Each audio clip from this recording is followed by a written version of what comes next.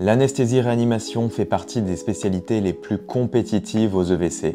En 2024, il y avait seulement 66 lauréats pour plus de 500 candidats, ce qui fait un taux de réussite à seulement 13%. Ce qui pose problème aux candidats, premièrement, la multitude de recommandations à connaître et à appliquer avec précision. Deuxièmement, le manque de support d'entraînement adapté.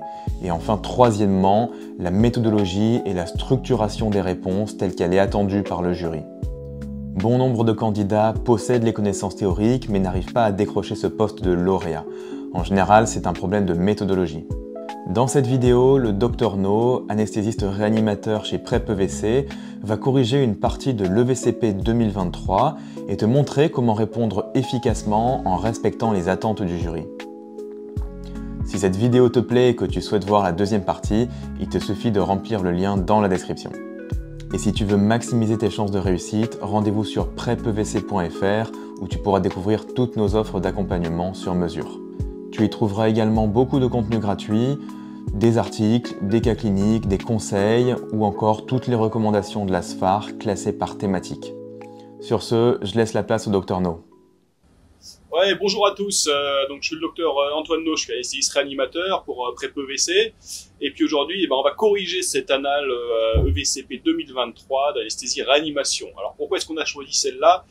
Premièrement parce que c'est une annale qui est relativement récente, 2023. Deuxièmement, c'est que vous allez voir qu'elle est assez représentative de ce que vous pouvez avoir dans les sujets d'EVCP. Voilà, c'est un cas clinique qui démarre assez bien finalement, assez classiquement, et qui finalement se transforme en quelque chose d'un peu plus complexe, avec beaucoup de questions. C'est pour cette raison d'ailleurs qu'on l'a scindé en deux parties. Donc là, on va faire la première partie jusqu'à la question 6. Et la deuxième partie sera disponible sur le site de PrEP EVC si vous voulez. Allez, on commence tout de suite. Donc l'énoncé, qu'est-ce que c'est? Donc c'est Madame M, elle a 83 ans. Vous allez voir, c'est un cas clinique très simple et vraiment c'est un truc que vous avez tous les jours à l'hôpital. Qu'est-ce qui est arrivé à cette dame? Elle s'est fracturée l'extrémité supérieure du fémur gauche. Elle a probablement une station au sol prolongée. Elle a passé la nuit au sol, donc ça c'est une première indication déjà, on verra après, on en reparlera. Antécédent hypertension, elle a une FA, elle a une BPCO, et puis elle a fait il y a 4 mois un AIT. Voilà. Mais elle est suivie par le cardiologue, puisque visiblement elle a vu son cardiologue il y a 2 mois. Et puis le reste, quelques antécédents chirurgicaux. Niveau des traitements, elle a des bêta-bloquants, elle a un inhibiteur calcique, elle est sous cardégique, elle a un AOD, donc du dabigatran, du Pradaxa, vous allez voir, ça a évidemment son importance. Elle a une statine et puis du salbutamol, probablement pour sa BPCO. Et puis elle se rappelle pas trop quand elle a pris ses médicaments. Qu'est-ce qu'il nous dit sur l'énoncé? Donc le poids, 82 kg, 1m62. Bon, déjà, va falloir calculer l'IMC, ça faut le faire automatiquement, évidemment. Elle est apyrétique, elle est stable sur le plan hémodynamique, elle est pas choquée. Elle sature à 94% en air ambiant. Ok, très bien. Et puis, pas de critères d'intubation, pas de critères de ventilation difficile. Et le chirurgien, donc, il veut l'opérer, le 21, quoi. Donc, en fait, demain. Et il vous appelle pour l'évaluation pré-anesthésique. Donc ça, c'est vraiment de la vraie vie. Alors la première question qui est posée, c'est quels autres éléments recherchez-vous à l'interrogatoire et à l'examen physique pour compléter l'évaluation? Alors la question elle est pas si simple qu'il n'y paraît parce que finalement il y a déjà beaucoup de choses qui ont été vues. On sait qu'hémodynamiquement elle va bien, on sait qu'au niveau respiratoire ça va à peu près. Là il va falloir se baser en fait sur les éléments que vous avez eus dans l'énoncé. Donc la première chose c'est cette station au sol prolongée. Donc qu'est-ce qu'on va faire premièrement? Rechercher des signes de compression. Des compressions sur la station au sol prolongée. Ça va vous orienter vers éventuellement une rhabdomyolyse sur le plan biologique. Deuxième chose, évidemment, des signes de déshydratation extracellulaire ou intracellulaire. Là, il faut que les termes apparaissent. Il faut que vous donniez éventuellement quelques signes cliniques, le petit cutané, la sécheresse des muqueuses, etc. C'est toujours bon. Et puis, vous allez rechercher également sur le plan physique toujours si elle n'a pas un gros hématome de cuisse gauche. C'est une dame qui est anti-agrégée, qui est anticoagulée par dabigatran. Donc ça peut être aussi une indication, si l'hématome est très important, que vous allez probablement avoir une anémie préopératoire. Et puis comme je vous le disais, il faut systématiquement calculer l'IMC parce que là, la patiente elle a une IMC à 31,3, donc elle est obèse. Et ça va éventuellement jouer un peu sur la prise en charge. Donc ça, c'est ce que vous allez regarder, ce que vous allez rechercher à l'examen et à l'interrogatoire.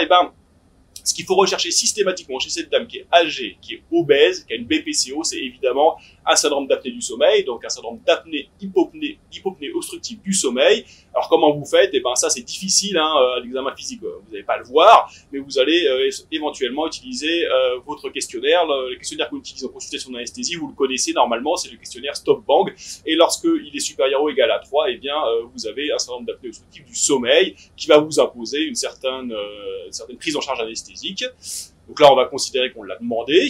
Si après, c'est pas dans l'énoncé, ça veut dire qu'elle en a pas. Vous allez éventuellement évaluer son état cognitif, ça c'est quand même assez important, et éventuellement son niveau d'autonomie. Donc ça, c'est des questions très simples, et qui normalement, vous devez les poser dès le début de la consultation d'anesthésie dans ce contexte. Deuxième chose, la capacité à l'effort, évidemment. Est-ce que la patiente a une capacité à l'effort supérieure ou inférieure à 4 équivalents métaboliques? Pour rappel, 4 équivalents métaboliques, c'est le cut-off. C'est le cut-off entre j'ai rien à faire comme examen complémentaire ou il faut que je fasse des examens complémentaires. Quand vous utilisez le score de lit, on va en parler après. Et c'est monter 2 étages, c'est faire son ménage de manière un peu vigoureuse, du jardinage un peu vigoureux, style bêchage, quoi. Chez cette patiente toujours qui a une BPCO, et ben vous allez rechercher des exacerbations récentes. Est-ce que la patiente a eu des épisodes aigus? Est-ce qu'elle a été hospitalisée, etc. Enfin, et dernière chose, mais qui est très importante, c'est le calcul du score de lit. Le score de lit, il faut le calculer, il faut que vous le connaissiez, il est recommandé sur les recommandations anesthésiques éditées par l'ASFAR sur la prise en charge de la fracture de l'extrémité supérieure du fémur. Donc c'est une recommandation que je vous présenterai par la suite. Il est recommandé de faire un score de lit pour ces patients, quoi. Voilà. Quelques petites astuces, évidemment, comme je vous l'ai déjà dit, dans ce contexte, il y a un risque de rhabdomyolyse, il y a un risque d'insuffisance rénale aiguë, et donc vous allez rechercher des points de compression, la déshydratation.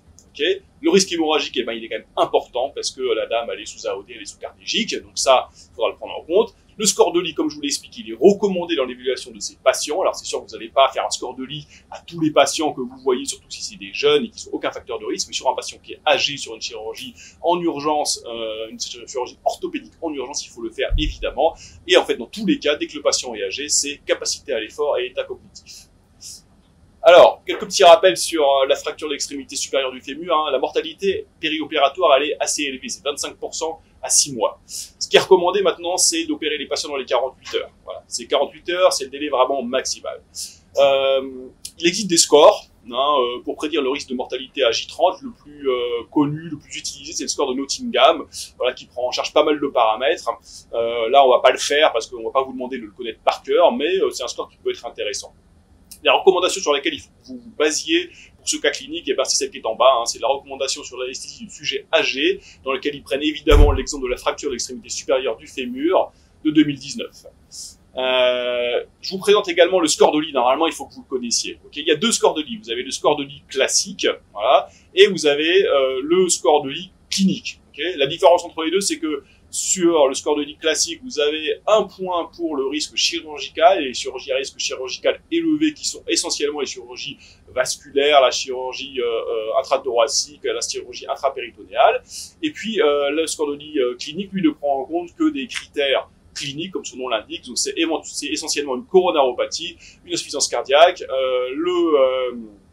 la présence d'un diabète, d'accord. Ça c'est assez important, un antécédent d'accident vasculaire. Alors chez cette dame, ça va lui faire un score de lit à 1, et puis une insuffisance rénale chronique avec une clairance de la créate supérieure, une créatinémie supérieure à 177. Très important de connaître le score de lit, ça tombe pratiquement tous les ans, que ce soit sur le BCF ou sur le BCP. Il faut que vous le connaissiez par cœur, il faut que vous connaissiez les items, et ça c'est vraiment fondamental, Vous connaissez-le par cœur. Deuxième question, quels sont les examens paracliniques que vous avez demandé? Et on vous demande de les justifier. Alors, sur cette question, il faut faire très attention. Comme je vous le dirai après, il ne faut pas tout donner. On a toujours tendance à dire, je vais tout demander, comme ça, je tomberai juste. Non, ce qu'on vous demande, c'est de cibler les examens et de les justifier. Si vous donnez tout, vous avez tout faux. Alors, première chose, c'est une chirurgie à risque hémorragique élevé. Voilà, c'est de la chirurgie orthopédique en urgence, c'est d'extrémité supérieure du fémur. Donc vous allez demander le groupage ABO avec les 2 déterres, évidemment, et les RAI, parce qu'il y a un risque transfusionnel périopératoire qui est élevé. Première chose. Deuxième chose, est-ce qu'il faut demander une NFP? Ouais, je pense que dans le contexte, c'est légitime. D'ailleurs, quand vous reprenez les recommandations, c'est marqué dedans. Donc, il faut avoir une numération de la formule pour avoir à la fois l'hémoglobine de départ, qui va guider votre stratégie transfusionnelle périopératoire. C'est bien également d'avoir le taux de plaquettes. Et enfin, toujours dans ce risque hémorragique élevé, bah, vous allez évidemment demander le dosage du dabigatran en urgence. Okay, ça, c'est fondamental, il faut que ça apparaisse comme ça sur votre réponse, quoi. Est-ce qu'il faut demander un bilan de coagulation, c'est-à-dire le bon vieux TP-TCA? Bah, globalement, la question est débattue. Je pense qu'il ne faut pas le demander et que ça n'a pas d'intérêt si vous avez un dosage du dabigatran en urgence disponible. Pourquoi est-ce qu'il ne faut pas le demander? Bah, parce qu'en fait, ça n'a pas trop d'intérêt. C'est-à-dire que quand vous êtes sous AOD, vous avez un TP qui est plus ou moins diminué et un TCA qui est plus ou moins augmenté. Par exemple, sous dabigatran, comme vous voyez sur le petit tableau, bah, finalement, le TP, il n'est pas trop diminué, le TCA est augmenté, mais en fait, toutes ces altérations du bilan de coagulation n'ont finalement pas de corrélation entre la concentration en AOD, donc le risque hémorragique, et ces marqueurs, et donc c'est assez peu spécifique. Okay, voilà. Donc si vous avez dosage du dabigatran, d'ailleurs c'est la réponse qu'il faut donner, dosage du dabigatran, normalement dans la plupart des hôpitaux, vous devez l'avoir, que ce soit le dabigatran ou les autres AOD, il faut pas forcément faire un bilan de coagulation, en tout cas ça semble pas indispensable. Marquez-le comme ça dans votre réponse, c'est-à-dire vous expliquez pourquoi vous ne demandez pas de bilan de coagulation, parce que, comme je vous l'ai expliqué, il n'y a pas de corrélation entre la baisse du TP, l'augmentation du TCA et l'intensité de l'anticoagulation. Deuxième chose, qu'est-ce qu'on demande? On demande un ionogramme sanguin. Pourquoi? Parce que vous avez un risque d'insuffisance rénale aiguë périopératoire. Donc, on va demander le iono, sang. Dans le contexte, on va également le demander pour surveiller les troubles ioniques, parce que cette patiente est à risque d'avoir une hyperkaliémie, elle a une station au sol prolongée. On va évidemment demander une créatininémie, par laquelle on va estimer le DFG. Alors, les formules d'estimation du DFG, vous le savez, le CoCroft, MDRD, CKIP, tout ça sont assez peu fiables pour l'estimation du DFG, surtout chez les personnes âgées. Globalement, la clairance est souvent surévaluée. Donc vous n'allez pas forcément vous fier à cette formule ou à ces formules, mais vous allez surtout vous fier à l'évolution du taux de créatininémie. Ça, c'est le truc fondamental. Et puis, je pense qu'il est bon, dans ce contexte, de demander le dosage de la myoglobine des CPK pour évaluer la rhabdomyolyse. Ensuite, sur le plan cardiologique, il faut que vous ayez un ECG. Voilà. ECG de référence. Alors, est-ce qu'il faut faire un ECG à cette dame à l'entrée? Je pense que oui, c'est-à-dire, même si elle arrive avec son dossier, d'ailleurs, elle l'a probablement pas, parce qu'on vous conseille dans les RFE d'avoir un ECG de moins de 12 mois. Bon, je pense que dans le contexte, il faut refaire un ECG à cette dame. Elle a une EFA, elle a une chirurgie potentiellement à risque cardiovasculaire, donc faites-le, ECG de référence. Ok? Est-ce qu'il faut lui faire autre chose, c'est-à-dire une échographie cardiaque? Est-ce qu'il faut lui faire une épreuve d'effort, etc. Dans le contexte, non. Vous êtes dans un contexte d'urgence, d'accord? Cette dame, il va falloir l'opérer sous les 48 heures, donc vous n'avez pas le temps, d'accord? D'autre part, elle a un score de l'IA 1, et si vous reprenez les recommandations, il n'y a pas de nécessité de pousser plus loin les investigations. Donc, moi, je garderai juste le CG. Est-ce qu'il faut lui faire des biomarqueurs, c'est-à-dire troponine, NT-proBNP, etc. Ce qui est recommandé là aussi dans les recommandations, c'est de le faire si vous avez un score de l'I supérieur ou égal à 2. D'accord? Dans le contexte, score de l'I à 1, pas de nécessité de faire des biomarqueurs. Donc, marquez-le comme ça. Enfin, dernière chose, le risque ventilatoire périopératoire chez cette patiente BPCO, faut-il lui faire des gaz du sang? Globalement, non. Si sa BPCO est stable, il s'agit d'une chirurgie qui est non cardiothoracique, pas d'intérêt. La radio pulmonaire, pas d'intérêt non plus en routine. La valeur prédictive positive de la radio pulmonaire, elle est très faible. Et donc, elle permet absolument pas de prédire le risque de survenue de complications. Donc, yet. Donc, pour résumer, il faut vous baser là-dessus, c'est-à-dire sur les deux recommandations qui sont les RFE de 2012 sur les examens systématiques à faire en pré-interventionnel et la recommandation sur la gestion de l'anticoagulation dans un contexte d'urgence qui est très récent, 2024, cette recommandation. Donc, celle-ci, il faut absolument que vous la lisiez, il faut que vous la connaissiez. Pour résumer, il faut que vous choisissiez des examens complémentaires pertinents. Comme je vous l'ai dit au départ, vous appliquez les recommandations que vous devez connaître. Voilà.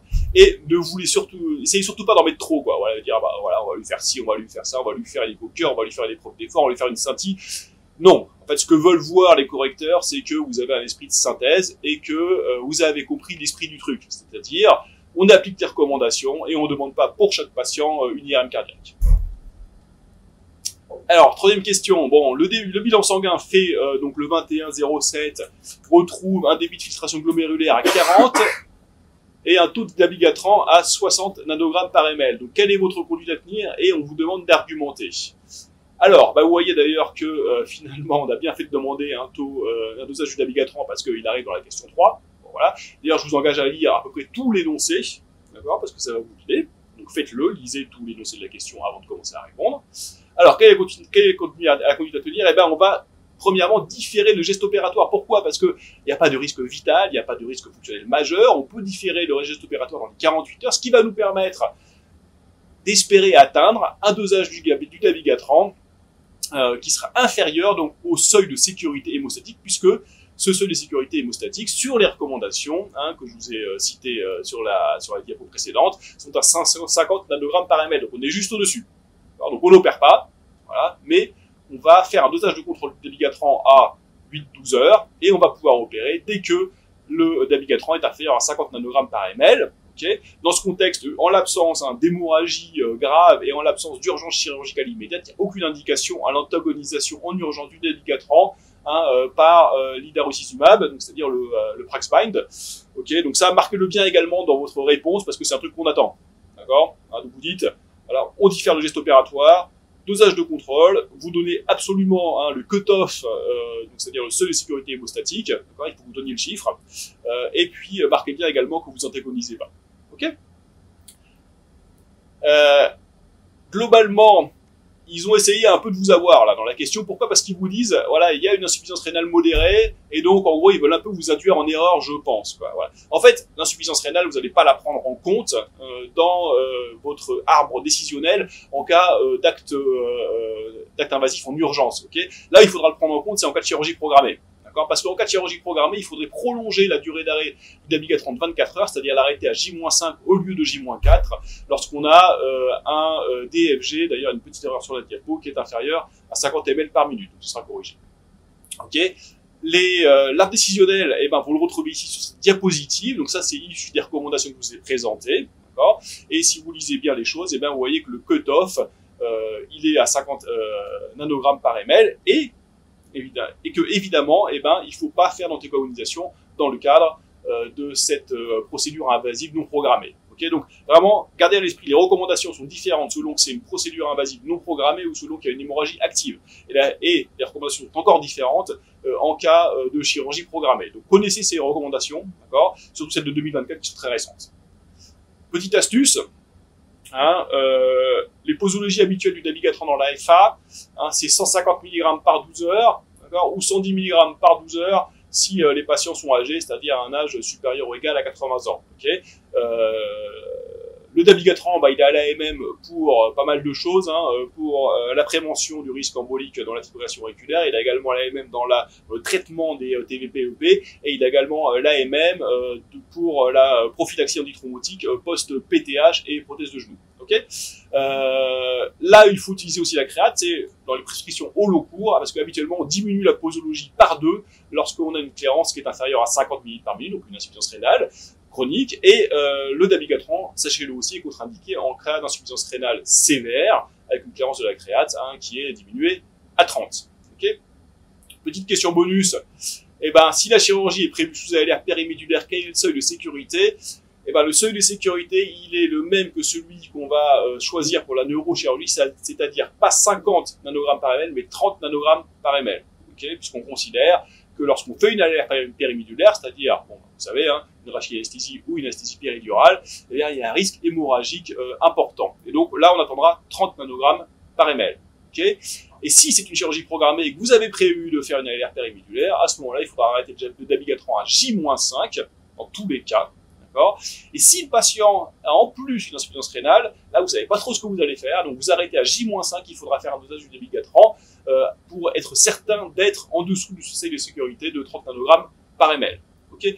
Dernière chose là-dessus, sur les seuils de sécurité, vous donnez 50 nanogrammes par ml dans le contexte. Ok, très bien.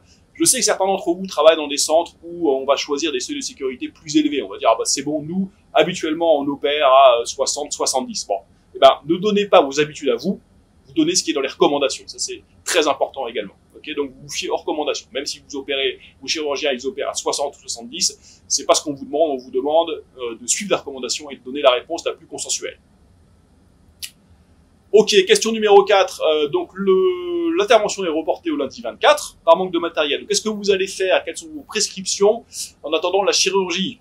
Bon, le principe général, c'est l'optimisation périopératoire. Ce terme d'optimisation périopératoire, je pense qu'il doit apparaître dans votre réponse. Okay. Cette optimisation, elle va passer par plusieurs choses. Premièrement, l'optimisation volémique et électrolytique.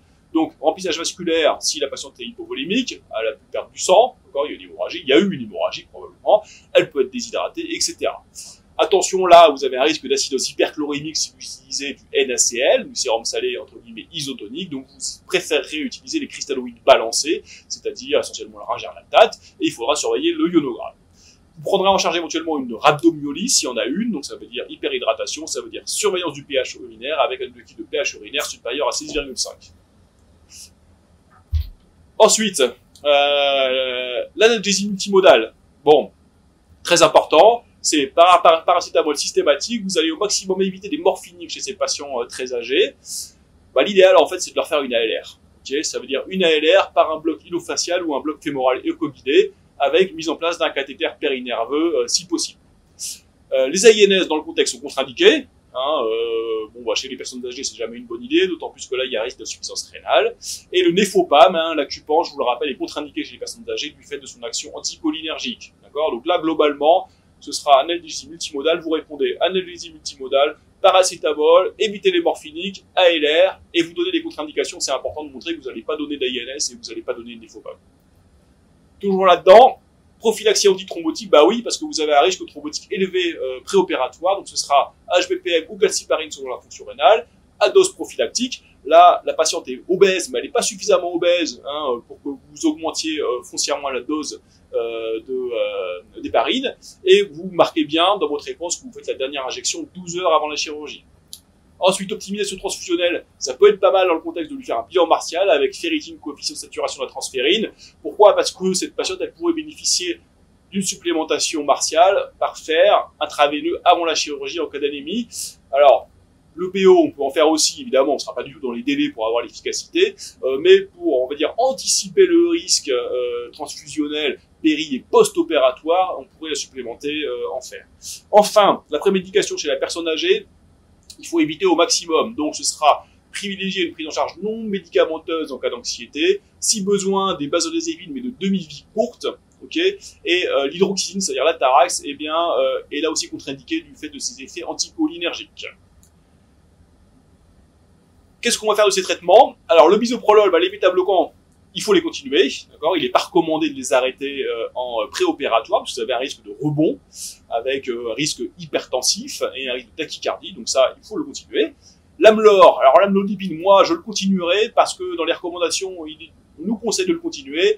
Le risque d'hypotensie périopératoire avec les inhibiteurs calciques est relativement peu élevé. Il y a un risque de rebond hypertensif à l'arrêt des inhibiteurs calciques. Donc si la tension artérielle est normale, ce qui a priori est le cas dans l'énoncé, moi je la garderai, d'accord. Je garderai l'amlor tant que la patiente n'est pas hypotendue. Le cardégique, est-ce qu'on le garde? Oui, il faut le garder. Pourquoi? Parce qu'on est en prévention secondaire, d'accord, et que c'est une chirurgie qui est possible à réaliser sous cardégique. Donc on le maintient. Les statines, on les continue. D'accord. Et le salbutamol, on va le continuer, on n'a aucune raison de l'arrêter. N'oubliez pas, dans ce genre de questions, de toujours dire ce que vous faites des traitements chroniques du patient dans les prescriptions, d'accord. C'est vachement important. Ça vous permet de montrer que vous avez pris en charge le patient dans sa globalité. Si vous comptez de répondre analgésie, puis thromboprophylaxie, et que vous oubliez tous les traitements du patient, ça c'est pas bon, d'accord.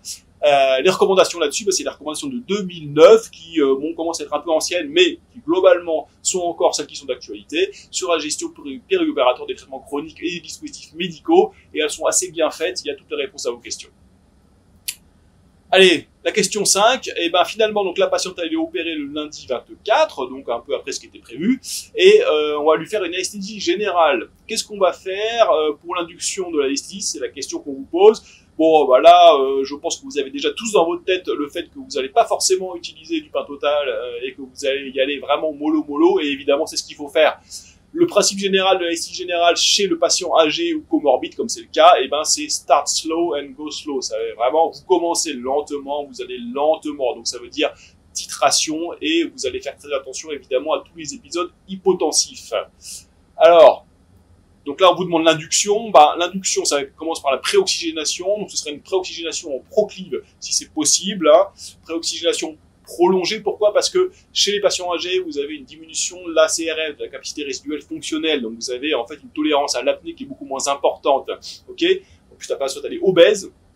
Et donc, on peut considérer qu'elle a probablement une CRF qui est moins importante que son volume de fermeture des petites bronches. Ça, c'est une question qui arrive assez souvent hein, dans les EVCF, hein, la différence entre CRF et volume de fermeture. Ça aussi, vous le connaissiez, hein, c'est un peu de physiologie, mais il faut le savoir. Donc, ce que ça veut dire que la patiente, elle va avoir en fait une durée d'apnée sans désaturation qui va être très courte, ok, et d'autre part, elle risque de faire des atelectasies relativement rapidement. Deuxième chose, toujours dans l'induction, c'est l'antibronchoprophylaxie. N'oubliez pas, quand vous allez lui faire une antibronchoprophylaxie à cette patiente, ce qui est recommandé sur les recommandations sur l'antibronchoprophylaxie, les dernières elles sont relativement récentes, c'est la céphalosporine, c'est 2 grammes IVL avant l'induction, ou la clindane 900 mg si vous avez une allergie vraie au bêta-lactamine. Alors on va dans le vif du sujet. Qu'est-ce qu'on va utiliser comme hypnotique? Eh ben, vous avez globalement, je pense, 2 choix. Il faut qu'ils apparaissent tous les deux. Le premier, c'est le propofol, d'accord, mais en mode évoque, d'accord, anesthésie intraveineuse à objectif de concentration par le modèle de Schneider. Ou si vous n'avez pas d'évoque, il faut bien que vous disiez dans votre réponse que vous allez faire une titration extrêmement prudente. Donc, ça veut dire que vous allez démarrer à 0,5-1 mg/kg et vous allez faire des réinjections régulières en surveillant la tension artérielle pour éviter toute hypotension. Donc c'est propofol évoque ou titration prudente, ok. Le deuxième choix, si vous n'avez pas envie d'utiliser le propofol, eh ben c'est un hypnotique qui assure la meilleure stabilité hémodynamique possible. Finalement, il n'y en a pas beaucoup, hein. Il y a l'étomidate et la kétamine. La kétamine chez les personnes âgées, bon, on pourrait l'utiliser, mais voilà, il y a un risque effectivement psychodysleptique. On l'utilisera quand même plutôt dans ce contexte l'étomidate, ok, qui assure vraiment une très bonne stabilité hémodynamique à 0,3 mg/kg pour l'induction, ok.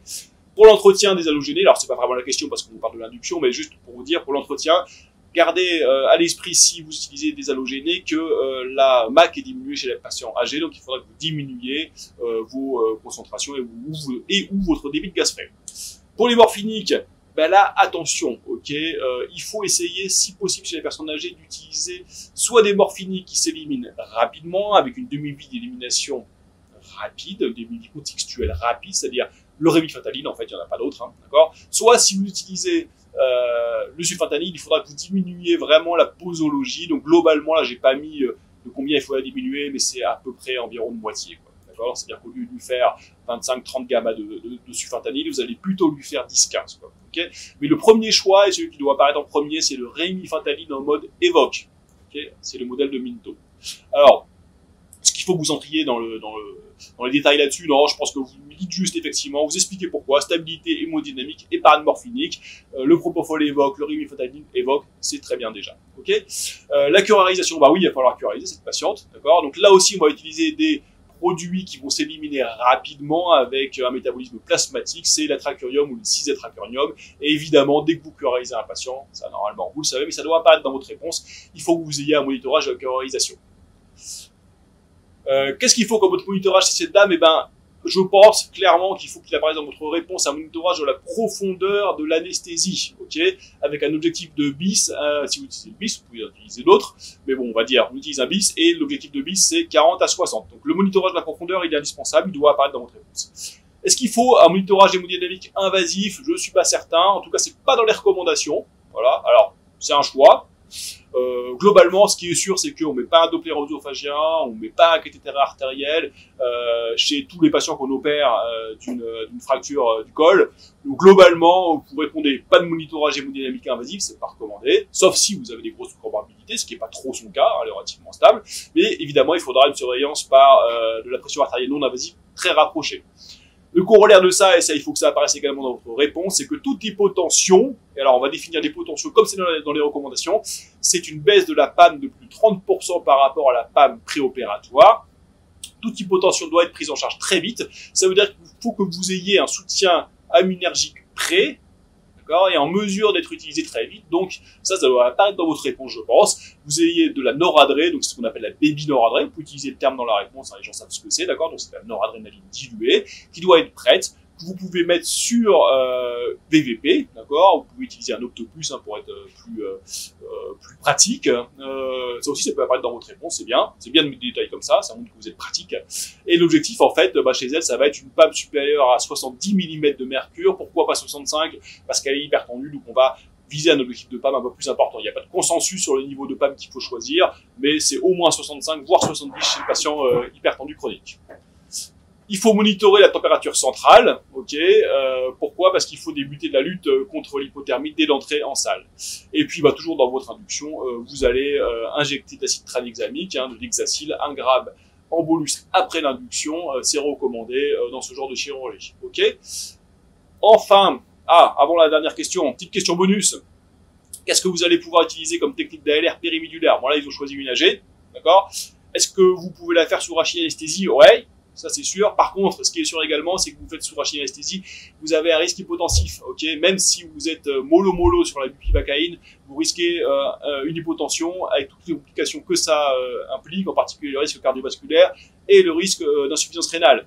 Donc le meilleur choix, à mon avis, c'est plutôt une rachis-anesthésie continue, d'accord. Alors, une technique qui est déjà un peu ancienne, qui recommence à être un peu utilisée alors que ça avait été un peu oublié. Ça marche très bien et ça permet d'avoir en fait une très bonne stabilité hémodynamique chez vos patients. Ok, donc si on va dire si le cas clinique était différent et que on vous demande, ça peut arriver dans ce genre de cas clinique, quelle technique d'ALR périmidulaire chez cette patiente, vous répondez rachis-anesthésie continue. Vous expliquez pourquoi pas la rachis-anesthésie, risque hypotensif. Et puis éventuellement, vous pouvez mettre en deuxième technique d'ALR possible, une anesthésie péridurale. Voilà. Mais je pense que clairement, en numéro 1, c'est la rachis-anesthésie continue. Vous connaissez, vous mettez le cathéter 3 cm maximum dans l'espace intratécal. Il faut injecter, 1 millilitre, c'est ce qui est recommandé, quoi. C'est 1 millilitre de bupi à 2,5, un peu de sulfentanyl, 5 gamma, et vous réinjectez, on va dire, soit la même dose, soit moitié de la dose, c'est-à-dire 0,5 ml à 15-20 minutes après avoir bien vu l'extension de votre bloc. Ok, il faut pas réinjecter trop tôt, sinon vous allez avoir une hypotension et vous perdez quand même le bénéfice de la rachis-anesthésie continue.